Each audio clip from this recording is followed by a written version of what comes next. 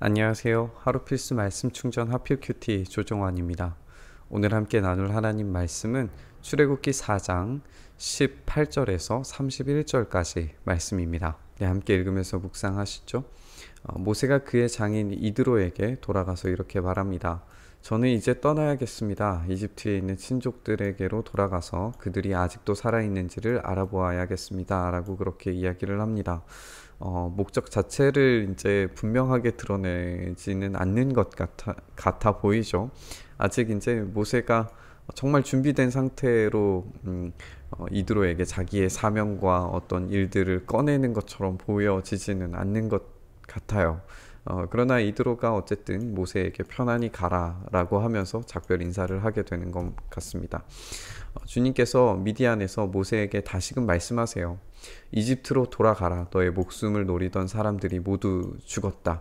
라고 이렇게 다시 한번 가야 되는 목적과 방향성, 그리고 하나님이 일하고 계시다라고 하는 확신을 계속해서 모세에게 지금 심어주고 계시는 것 같아요.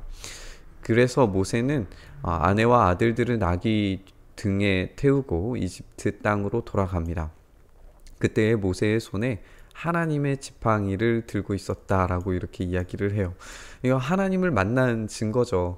이제 어제 함께 나눴듯이 지팡이를 던졌을 때에 그 지팡이의 꼬리를 잡는 어떤 믿음의 도약을 분명히 모세가 했고, 그리고 하나님께 호된 이야기를 들으면서도 어쨌든 하나님께서 이 하나님의 지팡이를 통하여서 이제 모세가 목자가 아니라 하나님께서 모세를 통하여 자신이 직접 목자가 되셔서 이스라엘 백성들을 인도하시리라고 하는 하나님의 지팡이를 그렇게 들게 되는 장면을 우리가 보게 됩니다. 하나님께서 모세에게 말씀하십니다. 내가 너에게 이적을 행할 능력을 주었으니 너는 이집트로 돌아가거든 바로 앞에서 이 모든 이적을 나타내 보여라. 그러나 나는 하나님은 바로가 고집을 부리게 하여서 내 백성을 놓아 보내지 않게 하겠다라고 그렇게 말씀하세요. 하나님이 직접 그의 마음을 고집 부리게 만들었다라고 하는 이 표현이 하나님께서 내버려 두시는 것조차도 고집을 부리게 만드는 과정 가운데 있는 거예요. 그러니까 하나님께서 직접 그 마음을 움직이지 않으시더라도 바로는 그 마음을 이미 가지고 움직이지 않으리라는 것을 그냥 내버려 두시겠다, 이렇게 이해하는 것이 좋을 것 같습니다. 바로에게 말해라. 나 주가 이렇게 말한다. 이스라엘은 나의 맏아들이다. 이제 이스라엘의 정체성이 드러나죠. 하나님은 다른 모든 민족들, 하나님께서 사랑하는 이 모든 나라들이 다 자신의 품 안으로 들어오기를 원하시는 분이에요. 그래서 이스라엘을 나의 맏아들이라고 부르는 것은 다른 아들들도 다시 돌아와야 할 탕자 같은 그런 존재들인 거예요. 내가 너에게 나의 아들을 놓아보내어서 나를 예배하라고 하였건만 너는 그를 놓아보내지 않았다. 그러니까 이 맏아들이 해야 되는 일은, 그 정체성은 예배입니다.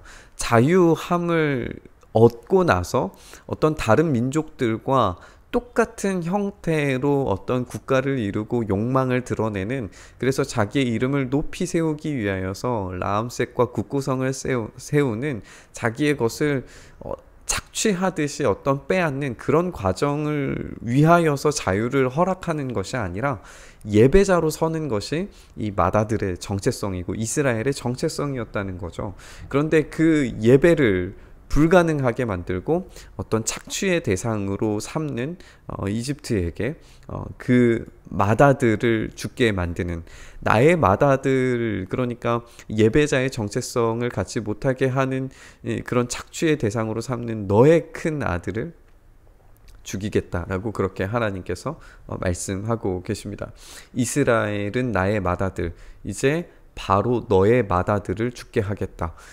예배는 살리는 행위이고 그 예배자로 서지 못했을 때에 이 착취하는 바로의 맏아들은 죽음을 당하게 되는 이런 대비를 우리가 확인을 해볼 수 있는 것 같아요. 근데 이제 그렇게 예배로 나아가기 위하여서 중요하게 또 굉장히 독특한 이야기가 여기에 등장을 하게 되는데요. 이 모세가 길을 가다가 어떤 숙소에 머물러 있을 때에 주님께서 찾아오셔서 모세를 죽이려고 하세요. 모세를 죽이려고 하는 것이 잘 이해가 되지 않아요. 왜냐하면 지금 하나님이 보내고 계시는 거잖아요. 그 일을 위하여서 하나님이 보내고 계시는 건데 죽이려고 하시니까 이 십보라가 부싯돌 칼을 가지고 와서 제 아들의 포피를 잘라서, 그러니까 이제 남자 성기의 끝이죠. 그 포피를 잘라서 모세의 발에 대고라고 이렇게 되어져 있는데, 이 모세의 발이라고 하는 게 이제 그 은유적인 표현이에요. 그러니까 모세의 성기에다가 갖다 대었다라고 하는 그런 표현인데, 이제 당신은 나에게 피 남편입니다. 이 피로 살아난 그런 남편입니다라고 그렇게 말을 해요. 그러니까 주님께서 그를 놓아주시는데, 그때 십보라가 피 남편이라고 한 것은 이 할례 때문이다라고 이 부가적인 설명을 이제 붙입니다. 이 장면을 뭐 명쾌하게 해석하는 어떤 해석들을 찾기가 저 나름대로는 조금 힘든 것 같습니다. 어쨌든 이 장면 가운데에서 우리가 이해의 여지가 있는 것은, 우리가 이전 본문에 우리가 읽은 본문에서 지금 맏아들로서 예배자로 지금 나가야 하고, 그리고 27절 이후에 31절까지의 이야기도 아직 바로 앞에 나아가지 않았지만 장로들과 함께 모세가 만나서 나누는 그 이야기들과 장면 가운데에서 예배자로 서는 어떤 그런 모습을 우리가 발견하게 될 거예요. 그 중간 가운데 여전히 아직 준비되어져 있지 않은 자기의 아들, 그리고 자신의 어떤 이전의 정체성들을 지금 끊어내는 어떤 그런 모습이지 않을까 우리가 생각을 해봅니다. 그렇게 생각을 해본다면 이 예배자로서 세워지는 것이 얼마나 한편으로는 위험하고 한편으로는 놀라운 은혜의 사건인가를 우리가 생각을 하게 됩니다. 그러니까 어떠한 대가 없이 그냥 할 수 있는 일은 아닌 거예요. 분명히 어떤 자기의 포피를 끊어내는 언약의 백성 안으로, 아브라함으로부터 시작되는 어떤 그 언약의 표징이 없이 하나님 앞에 참된 예배자로 서는 것은 불가능합니다. 그렇기 때문에 오늘 이 장면이 예배자 이야기의 이 사이에 있는 것은 굉장히 의미가 있다라고 생각을 합니다. 계속 읽어보면 주님께서 아론에게 광야로 가서 모세를 만나라고 말씀하시니까 하나님의 산에, 다시 한번 호렙산이 등장하는 것을 보게 되는데, 이곳에서 모세를 만나서 입을 맞추어 문안하게 됩니다. 모세는 주님께서 자기를 보내시면서 하신 말씀과 명하신 이적들에 관한 모든 것을 말해줘요. 그리고 모세와 아론은 이집트로 가서 이스라엘 자손의 모든 장로를 불러 모읍니다. 그리고 아론이 주님께서 모세에게 하신 모든 말씀들을 그들에게 일러 주었고, 백성들이 보는 앞에서 이적을 행합니다. 이적을 1개 행했는지 2개 행했는지에 대해서 기록하지는 않았고, 그리고 셋째 기적, 그러니까 물을 부어서 피가 되는 어떤 그런 기적까지도 했는지 우리가 알 수는 없지만, 어쨌든 백성들은 이 기적 앞에서 믿게 돼요. 그리고 그들은 주님께서 이스라엘 자손을 굽어 살피시고 기억하셨고, 그들이 고통받는다는 것을 보셨고, 그 말을 이스라엘 백성들이 이제 듣게 되는 거잖아요. 그리고 난 다음에 엎드려서 주님께 예배합니다.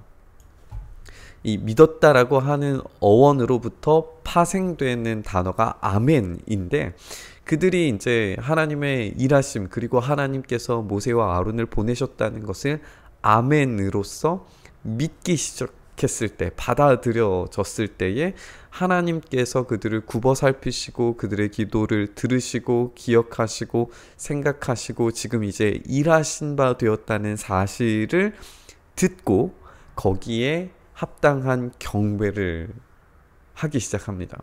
그러니까 이 이스라엘 백성들이 드디어 하나님께서 일하시는 것들에 대해서 보고 듣고 예배하게 되는 것을 우리가 보게 되는 거예요. 우리는 오늘의 이 장면을 통하여서 하나님께서 이스라엘 백성들을 향하여서 어떤 자유의 목적이 어떤 것인지에 대해서 다시 한번 확인시켜 주시는 것을 우리가 보게 됩니다.